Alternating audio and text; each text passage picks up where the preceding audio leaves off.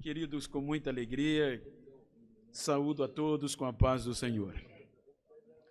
Quero aproveitar a oportunidade para também transmitir esta paz a todos que estão conectados no canal AD Rio Largo, participando deste programa Palavra e Louvor. Queridos, quero ler um texto muito conhecido entre todos os cristãos, independente, sendo ele evangélico, católico ou não, mas é um texto que está inserido na história bíblica, registrado pelo evangelista São Lucas,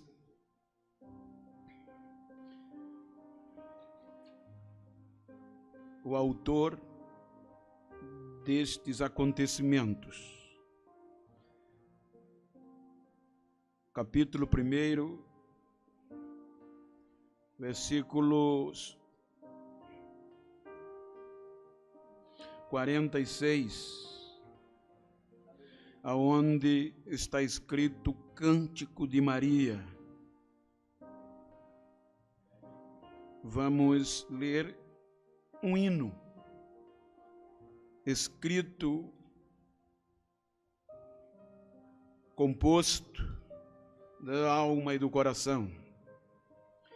O versículo 46 diz: Disse então Maria: A minha alma engrandece ao Senhor, e o meu espírito se alegra em Deus, meu Salvador. Porque atentou, olhou na humildade de sua serva, ou na insignificância da sua serva. Pois eis que desde agora todas as gerações me chamarão bem-aventurada. Porque me fez grandes coisas o poderoso, e santo é o seu nome. Amém. Se nós fôssemos estender a leitura, estamos diante de um hino composto com cerca de 10 estrofes, claro que usando o contexto dos versículos. E quero tomar por base esta passagem para nesta manhã falar-lhe sobre o preço de um louvor. Quando nós debruçamos sobre as Escrituras, e precisamente sobre o Evangelho escrito por Lucas, deparamos-nos e sempre observamos no contexto de Maria, uma jovem meiga, uma jovem dócil. Mas Lucas traz outras características relevantes acerca desta jovem mulher. E eu gostaria de nesta manhã falar-lhe sobre estas características: coragem extrema, capacidade de reflexão, habilidade e determinação. Característica que Lucas nos mostra quando ele apresenta a história, o contexto de Maria.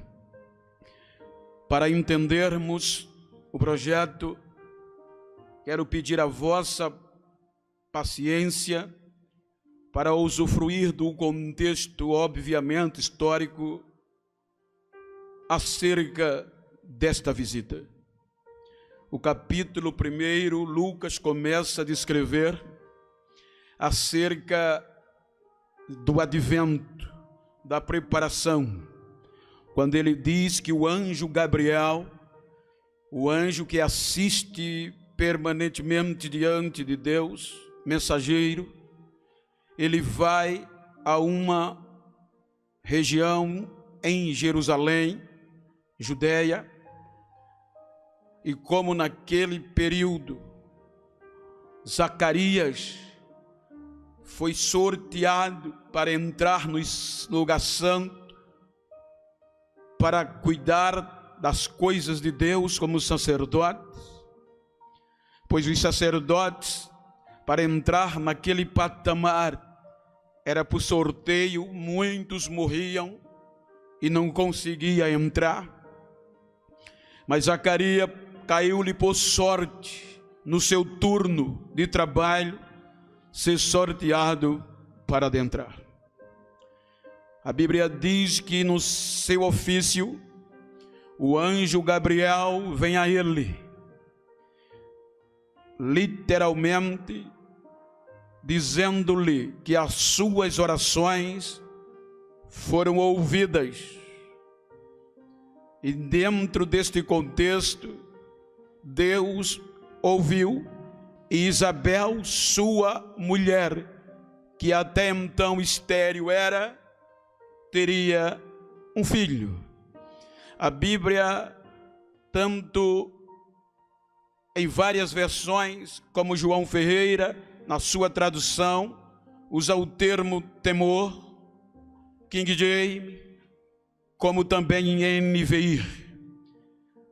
A Bíblia diz que Zacarias, um homem experiente, um homem douto, pois era sacerdote, instruído nas Escrituras, temeu, ouvindo a saudação do anjo Gabriel. E neste ínterim, no diálogo entre ambos, a Bíblia diz que Zacarias não usa da habilidade necessária e sai daquele encontro mudo, pois questionou. Quando nós vamos seguindo no capítulo, adentramos a cerca de 153 quilômetros dali. A Bíblia diz que depois de 6 meses que o anjo foi e transmitiu esta mensagem a Zacarias, ele vai em uma pequena cidade, se é que posso chamar cidade, porque até então não era vista como tal. A cidade de Nazaré, na região da Galileia. Só para os irmãos ter uma pálida ideia, segundo alguns arqueólogos, a cidade de Nazaré, se você observar, em todo o Velho Testamento, salvo engano da minha parte, ela não é mencionada.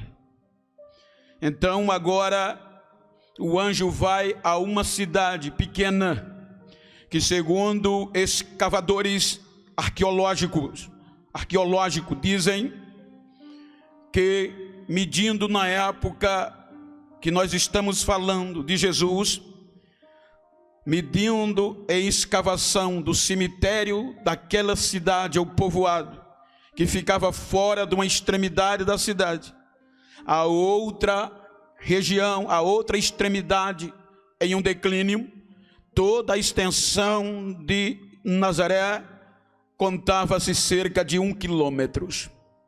A sua habitação, o seu contexto habitacional, demográfico, assim falando, era composto entre 300 a 600 pessoas. Então era uma cidade não tão conhecida ou não totalmente conhecida como cidade, mas um vilarejo esquecido na região da Galileia. Um vilarejo sem nome. Então resolve Deus olhar para aquele vilarejo. E os irmãos sabem que quanto mais difícil, quanto mais sofrido é a cidade ou o vilarejo, mais humildes são os seus habitantes. Então a Bíblia diz que o anjo Gabriel vai em um vilarejo até então desconhecido e se apresenta e entra em um determinado lugar aonde estava esta jovem chamada Maria. A saudação de Gabriel foi tão estrondosa quando ele diz: salve, salve, agraciada, o Senhor é contigo. A Bíblia diz que Maria, ouvindo esta saudação, conturbou-se, perturbou-se. A palavra no original conturbar é desnortear-se, é perder a sua orientação, é ficar desorientado. Não era uma saudação comum. A Bíblia diz que no meio da desorientação, ela questionava: que saudação é essa e de onde ela vem?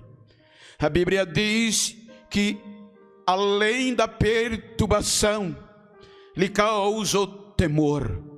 O temor caiu sobre ela, o mesmo temor que caiu sobre Zacarias.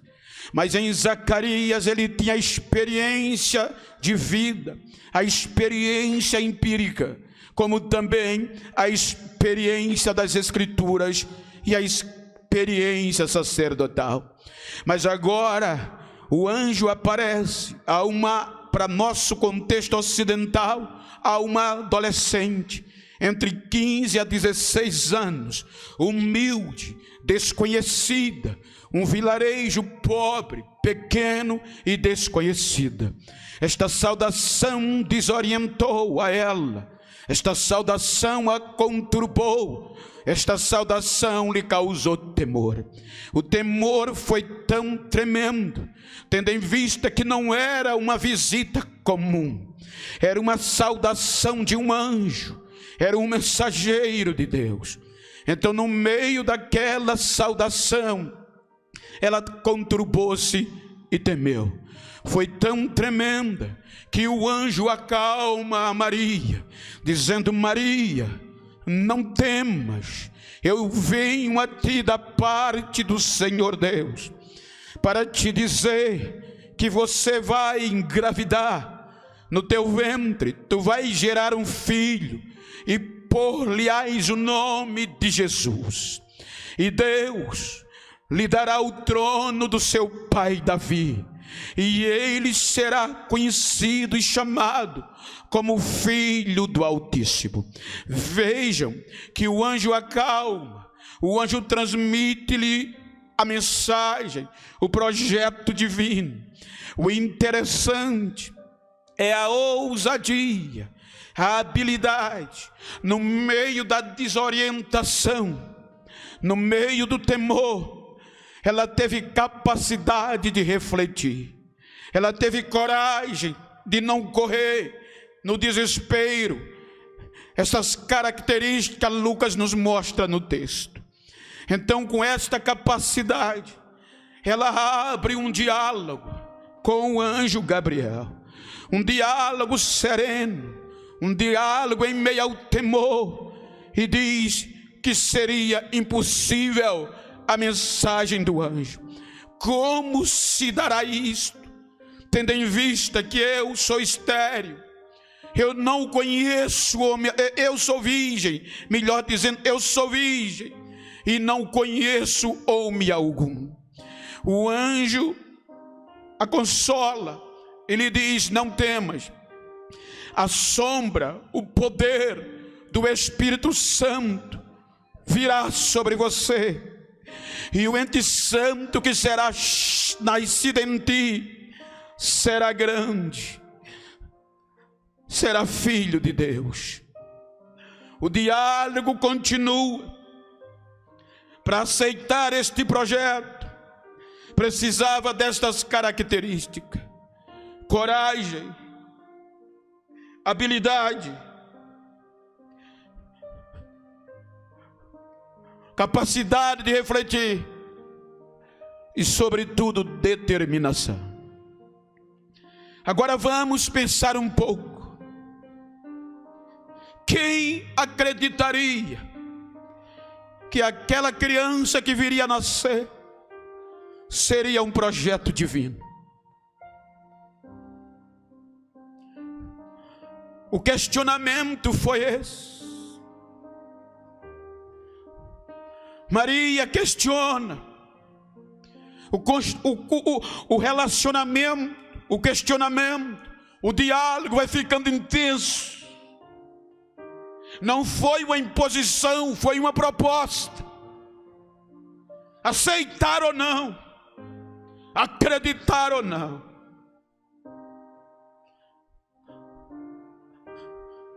Estava difícil para uma jovem de entre 15 e 16 anos. O diálogo ficou intenso. O anjo diz a ela: Maria, você não tem uma prima chamada Isabel, que habita nas montanhas da Judéia? Sim, eu tenho. Você sabe, ela tem filhos? Não, ela é estéril. Pois é, Maria. Este é o 6º mês da sua gravidez. Ela está com 6 meses que está grávida. Mas como? Maria, para Deus nada é impossível. Quando Maria vê isto, quando Maria ouve isto, ela resolve acreditar. Ela resolve e usa a coragem, a habilidade e a determinação. Ela diz: eis aqui a serva do Senhor. Seja feito conforme as tuas palavras. Agora eu quero convidar você a refletirmos. Ela aceitou a ficar grávida. Dentro de um contexto humano que não era fácil. Agora, como explicar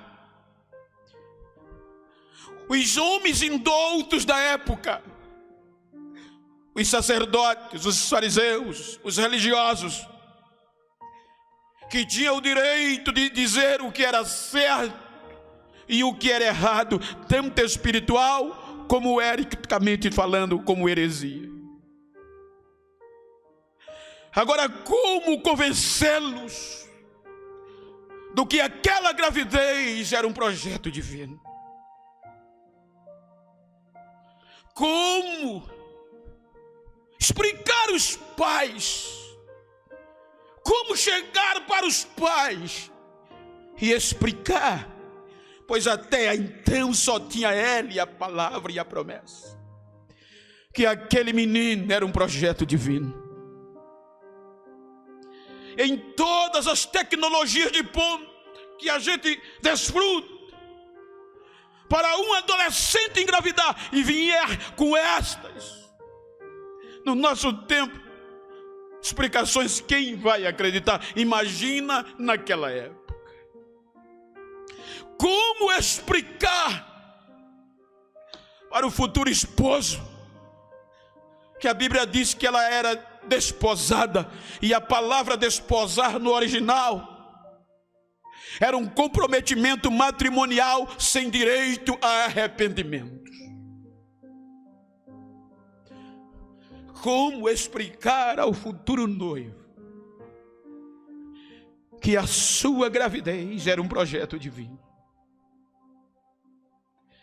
Como convencer os amigos do pequeno vilarejo? Ela aceitou engravidar dentro de uma legislação que todos os adúlteros eram punidos com a morte, sobre pedras, sem ter como explicar, aceitar este projeto. Como explicar à autoridade que a sua gravidez Era um projeto divino. Pois a lei dizia: engravidou sem marido, tem que ser apedrejada até a morte. Para aceitar, precisava ter coragem extrema. É o que Lucas mostra.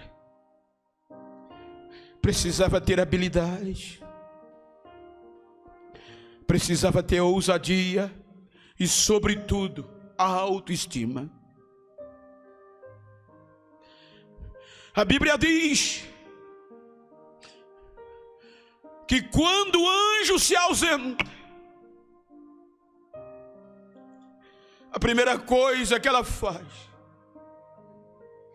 o anjo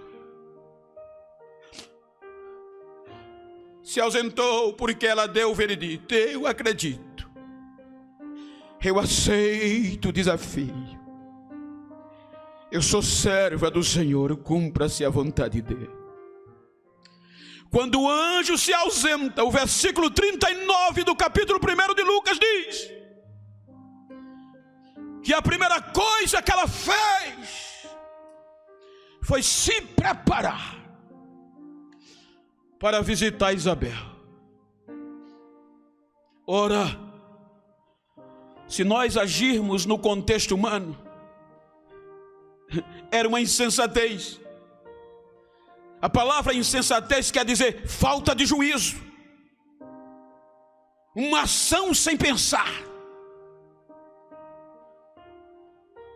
Eu ouvi de um neurocirurgião recentemente que ele disse que quando estudava, uma das coisas que mais o motivou foi que o seu professor dizia que um bom soldado, várias vezes ou em algumas vezes, tem que usar a insensatez. Então ele dá um exemplo de um soldado que está no campo de batalha. Ele sabe que as bombas, os tiros, o adversário vem e é impossível, ninguém acredita que ele vai ter coragem de enfrentar, mas ele é preciso, se quiser vencer, usar a insensatez, usar alguns momentos de loucura e acreditar que vai dar certo. Então, na ótica humana, Maria, no contexto que nós estamos falando, era uma insensatez acreditar contra tudo e contra todas as perspectivas em um projeto divino. E ela se prepara, pois dá para a gente ligar o contexto motivacional que o anjo usou Gabriel foi Isabel. Então nada melhor de verificar pessoalmente. Ela não mandou carta, esquia. A Bíblia diz que ela se preparou para ir visitar a Isabel. E uma viagem rápida não precisa preparação. Eu vou ali, eu volto já. Mas o contexto geográfico nos mostra que de Nazaré até as regiões montanhosas da Judéia era cerca de 153 quilômetros. Se nós usarmos o contexto na época de Jesus, que um caminhar de um dia se baseava entre 25 a 30 e poucos quilômetros, ou seja, daqui para Murici, ela se preparou para uma viagem de 5 dias a pé. De Nazaré para Jerusalém, 145 a 147 quilômetros. De Jerusalém para Alcavim, que era a cidade de Isabel, nas montanhas da Judéia, mais 6 quilômetros. Tinha um caminho mais perto, pelas regiões, pelas montanhas. Mas os judeus evitavam andar por ali, porque nestas regiões habitavam os samaritanos. Então eles evitavam este caminho, porque eles defendiam que só em passar pelas terras de Samaria seria imundo, se contaminar. Então teve que pegar, descendo pelo Rio Jordão, acreditando em um projeto. 5 dias a partir desse contexto de viagem para ir a Alcavim, cidade de Isabel. Depois de uma desgastante viagem, ela chega na cidade de Alcavim. E quando ela chega na cidade, na casa de Isabel, a Bíblia diz que ela entra. E quando ela entra, ela sauda Isabel. Shalom! Foi o suficiente. Isabel não estava no encontro dela com o anjo. O diálogo só quem sabia era Gabriel e Maria.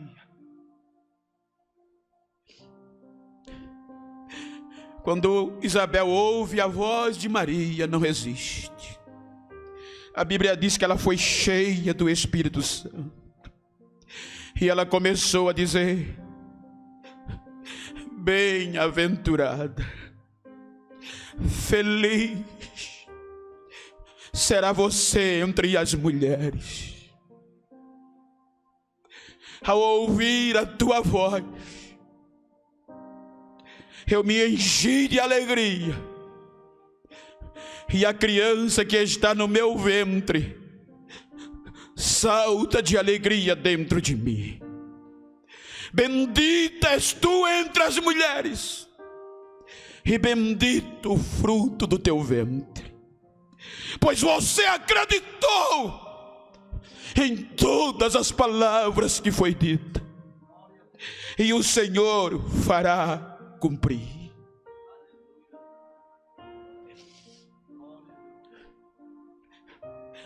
Coragem. Até aqui Deus estava em silêncio.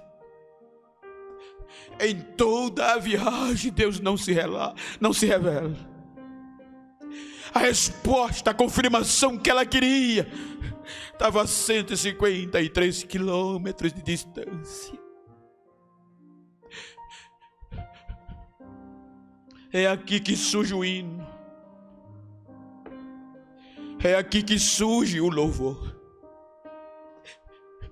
Quando o menino nem nascido era. A continuidade vai chegar no mesmo capítulo, versículo 46. É na casa de Isabel que Maria compõe este louvor.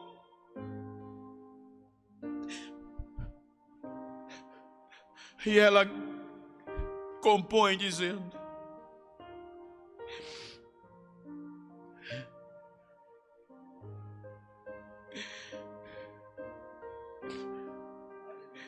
oh, minha alma,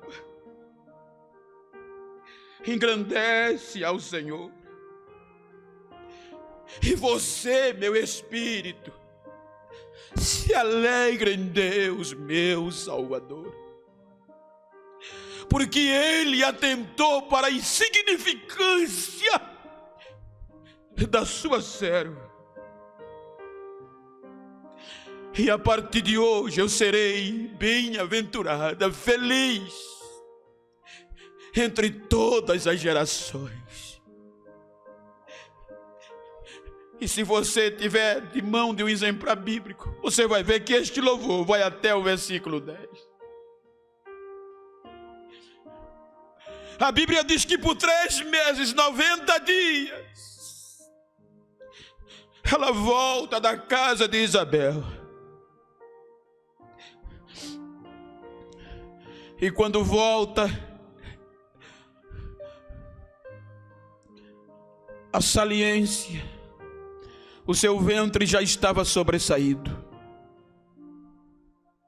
A gravidez já era evidente. Então ela começa a ser rechaçada. Então ela começa a ver o preço daquele louvor. O hino foi composto nas regiões montanhosas da Judéia. quando Jesus nem nascido era. Foi composto baseado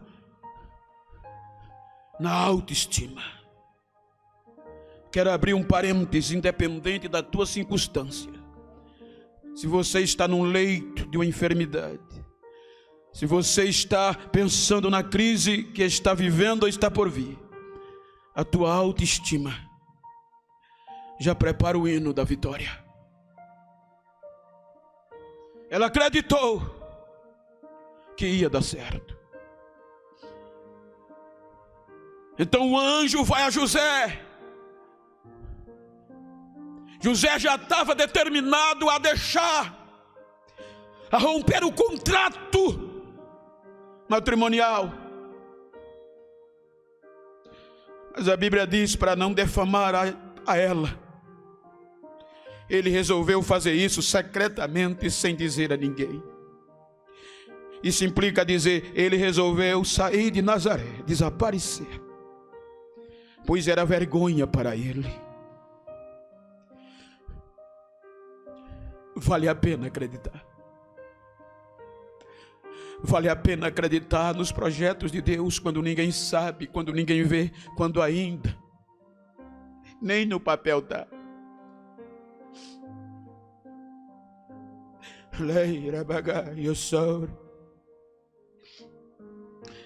O anjo vai a José, era o mesmo anjo, e diz: José, revela o projeto.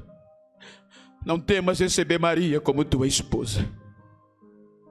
O que nela é gerado é obra do Espírito Santo. O menino vai nascer e você vai pôr o nome dele de Emanuel, Deus conosco. Não tenha medo em recebê-la como sua esposa. Como acreditar num projeto que as circunstâncias começam como tudo seria contrário? Primeiro, a rejeição. 9 meses se passam. Agora não tinha uma maternidade, não tinha um Arthur Ramos, não tinha uma Santa Casa, não tinha um Albert Einstein. O projeto vai nascer e não tinha um lugar para nascer. Nenhuma porta de Belém foi aberta. O que sobrou foi uma cocheira. Eu faço uma pergunta ousada: qual moça, qual mulher que vai nascer o primeiro filho e não quer lhe dar o melhor, agora vai nascer em uma cocheira?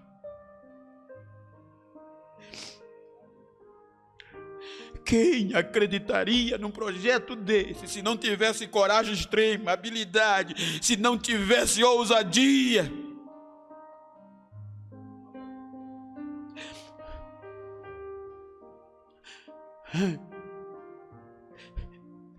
Jesus nasce.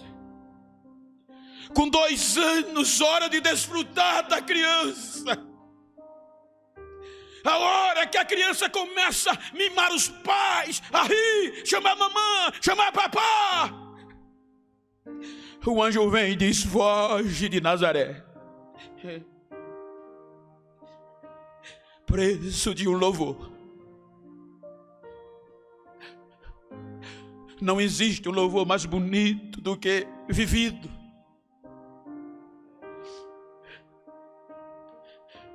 E José pega Maria e a criança e deixa Nazaré e vai para o Egito, sem questionar. Depois de alguns anos, eles voltam para Nazaré e ficam mais 25, 26 anos. Ou 24.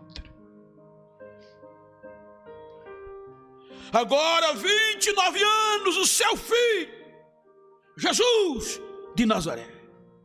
Até aqui, Jesus, filho de José e de Maria, o carpinteiro.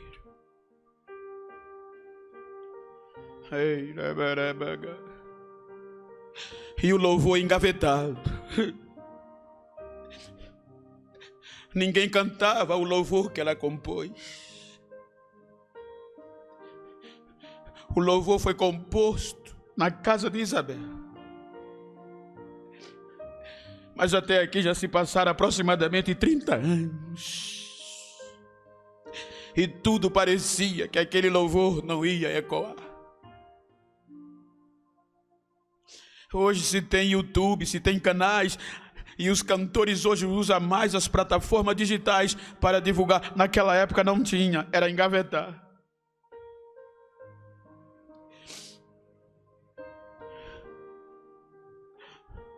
Com 29 anos, Jesus sai de casa. E como mãe, ela questiona.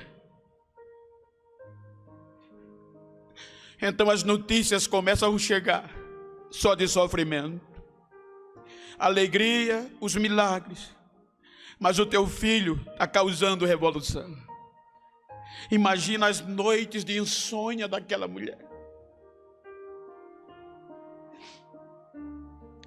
Qual a mãe tem um filho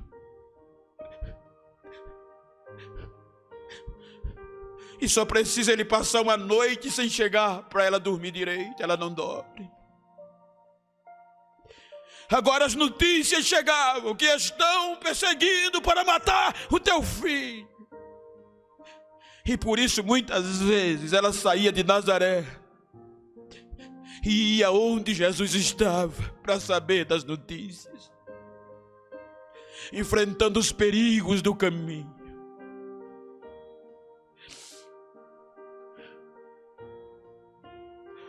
Com 30 anos, 33 anos, o caos vem.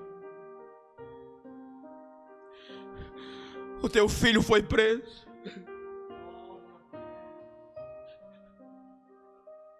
O projeto que tu pensou que era divino foi preso e vai ser crucificado.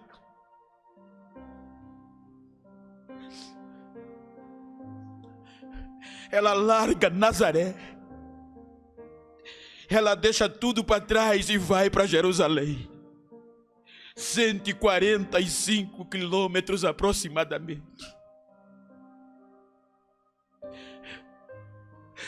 Quando o filho é crucificado, ela se joga aos pés da cruz. Ela não podia fazer mais nada, mas ela se joga aos pés da cruz.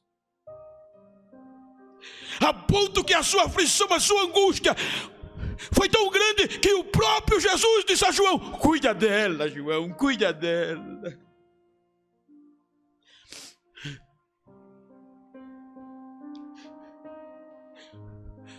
O projeto morreu.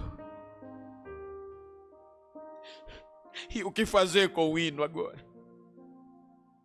Depois de tanto sofrimento. 3 dias depois, a notícia chega. Maria, sabe o que é que estão comentando por aí?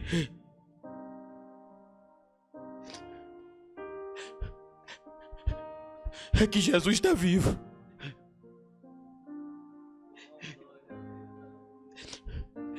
É que Jesus venceu a morte, Maria. Nasce a esperança.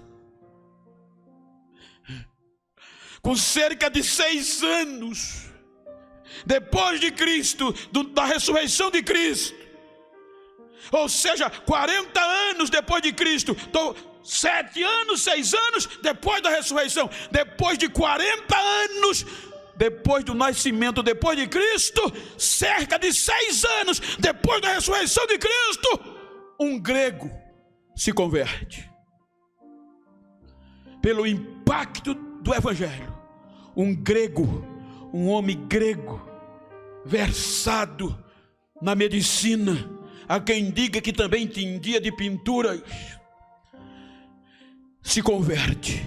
E ele era versado nas letras. Então Lucas se converte. E o louvor, até aqui ninguém cantava.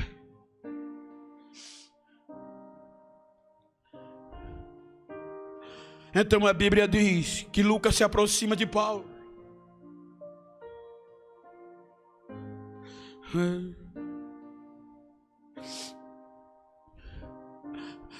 E Lucas resolve fazer uma pesquisa desde o começo, antes do menino vir. A Bíblia diz que como ele era bom e versado nas letras, ele era grego, era crânio, ele resolve trazer a história desde o princípio. E para isso ele vai entrevistar todos que fizeram parte da história.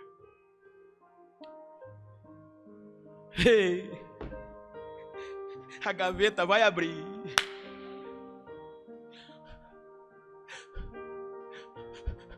Aparece alguém que, se possível for, volta a história lá atrás, só para cumprir o que Deus te prometeu. Aí Lucas começa a entrevistar aqueles que foram testemunhas. Está escrito, tanto ocular como pregadores da palavra. E ele começa: o nascimento de Jesus foi assim.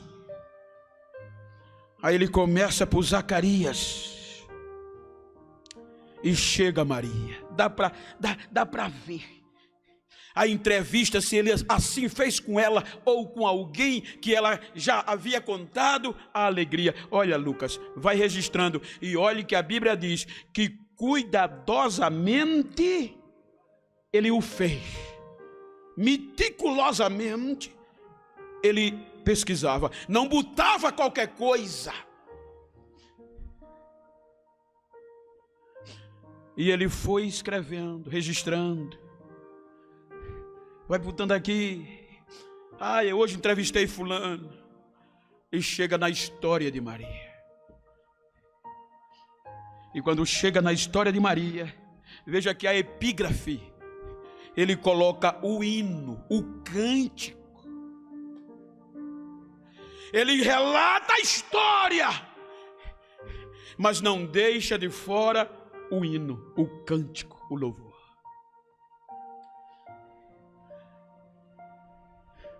Ele vai, o tempo passa, e os registros que Lucas colheu, as entrevistas ainda não tinham se tornado público.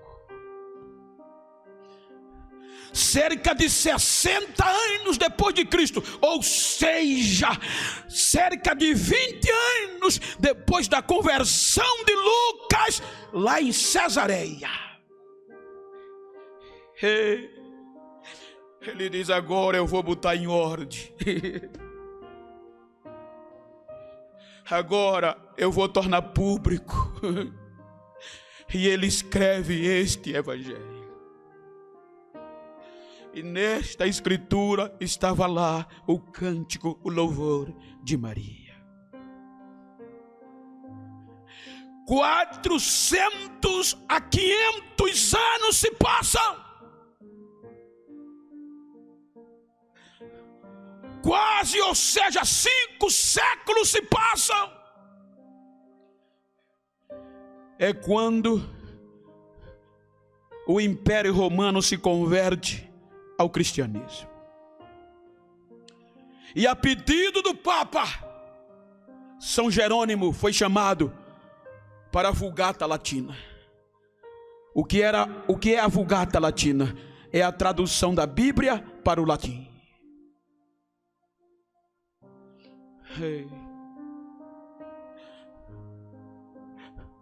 E a confirmação real de que Lucas escreveu essa história é confirmada. O cântico agora é em latim. o hino foi traduzido para todas as línguas: hebraico, aramaico, grego e latim. O cântico de uma simples adolescente. Você percebe que qualquer escritor, qualquer cantor que tem as suas obras transcritas para o inglês é símbolo de sucesso.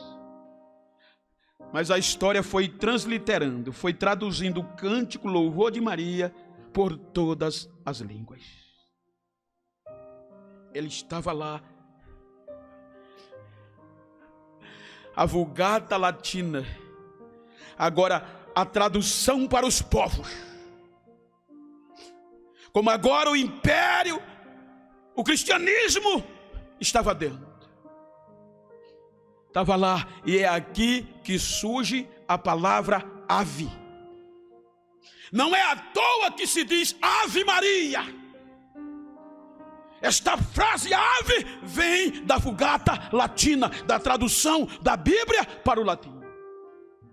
E a palavra ave quer dizer feliz, agraciada.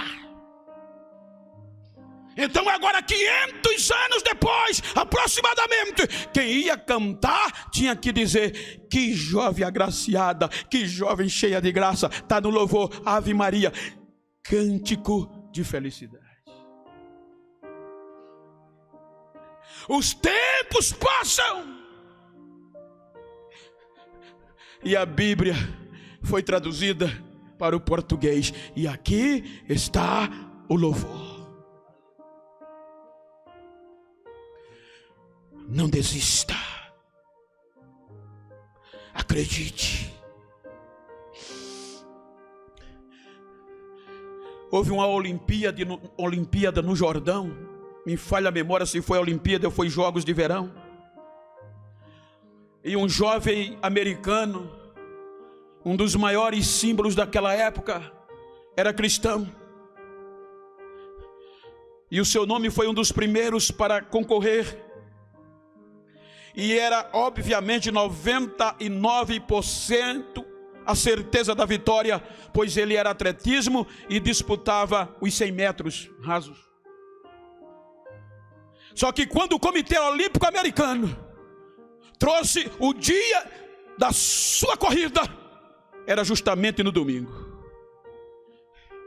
E ele procurou os organizadores, era a esperança de medalha americana, e disse aos organizadores: não dá para mim ir. Mas o que é que houve? É culto na minha igreja. Mas não pode, o que é isso? Você é o favorito principal, não há substituto, é a esperança de medalha. Mas eu não posso desonrar o meu Deus. Eu não posso deixar o culto a Ele. Então o comitê se desesperou, e no lá e cá disseram: olha, há uma opção de você correr no sábado, só que no sábado você não vai correr os 100 metros, vai correr os 200 metros. E existem outros favoritos nesta categoria, nesta modalidade. O jovem disse: não, mas eu vou. Mas você não vai ter sucesso de vitória, você não vai conseguir. Mas eu vou, escreva-me. E escreveram.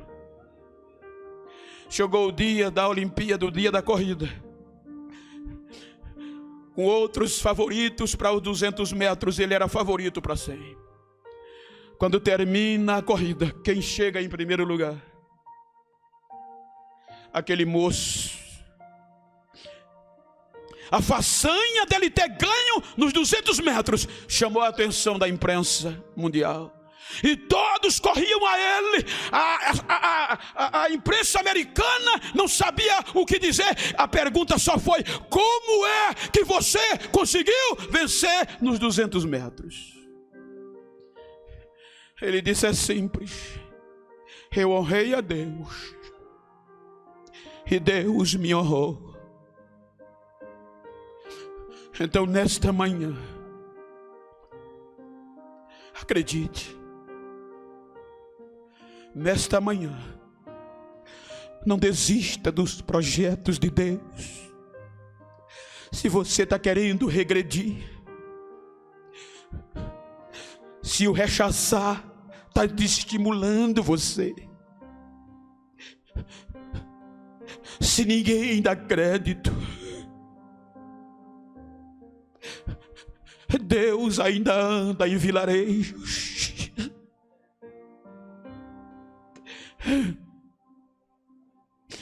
Hoje Nazaré é uma das cidades mais importantes depois de Jerusalém, se não for a mais importante.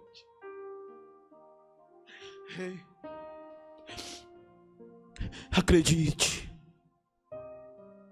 vai dar certo e você vai cantar: oh minha alma, engrandeça a Deus, e você, meu espírito, se alegra em Deus, pois Ele atentou para a insignificância, a humildade que eu tenho e fez maravilha em minha vida. Acredite, em nome de Jesus.